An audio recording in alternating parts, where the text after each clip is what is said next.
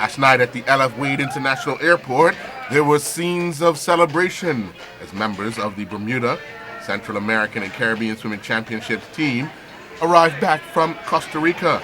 Fast forward to today, there is shock and disappointment as Tim Petty, the president of the Bermuda Amateur Swimming Association, released the Bermuda FINA World Swimming Championships team for Barcelona.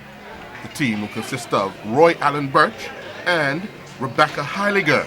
The decision to omit Lisa Blackburn did not sit well with the athlete who brought back 4 individual gold medals, 1 silver medal, and 2 relay team gold medals. It's very unfortunate because I've been working hard and I commit myself to the sport. I go away and I perform brilliantly for Bermuda. I bring home medals. I meet the selection criteria that was published by BASA and by FINA, the world governing body for swimming, and I still they still fail to select me for the team. It's not good enough, and something needs to change, and they need to recognize their best performing athletes, and this is not the way to do it.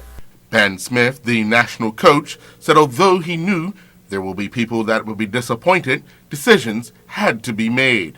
She's not the only athlete that will be disappointed with not being selected. How does this affect relationships within the Bermuda Amateur Swimming Association? Obviously, we have some top swimmers that have been bypassed for selection.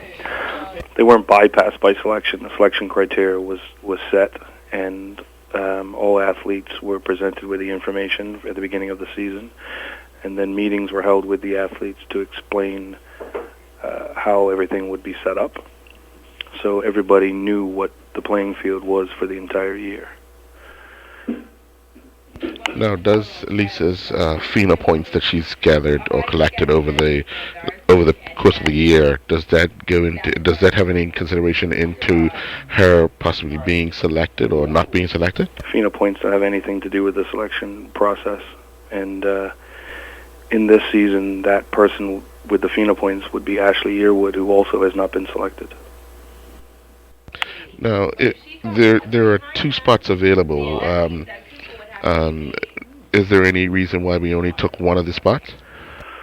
There are spots that are available which are, a wild card position. What we are looking for is to use those spots for developing athletes. Our whole process is based off of trying to get our swimmers to reach the highest level. So in other countries, what they'll have is you hit a qualifying time, and then you go to a trials, and at the trials they'll select their fastest 2. Now, because of our size, you could potentially just send wild card athletes. What we're looking for is to demand more from our athletes so that we can get higher expected results. We have somebody that's actually met the qualifying standard, and what we're looking for is to get others to qualify. So we're giving the opportunity to people that have the potential to develop towards that spot, and that is pushing our athletes to train harder and compete at a higher enough level so that they can reach the qualifying standard. If they have not been following that line, they obviously won't be making qualifying times. And Lisa's obviously expressed that she's really disappointed. But is there any hope on the horizon that this decision could be, or another decision could be made that could possibly allow her or anyone else in at this late hour? No. Ben, Lisa has indicated that if she doesn't attend these World Championships, there's a possibility that she won't be able to qualify for the 2016 Rio Olympics. Is that a fact? The details on this is that you must attend the World Championships the year before the Olympics. So that will be in 2015. You have to attend that World Championships, which means that you have to have qualified to go to that World Championships and participated in it, or been allowed to go because you have been given a wild card berth.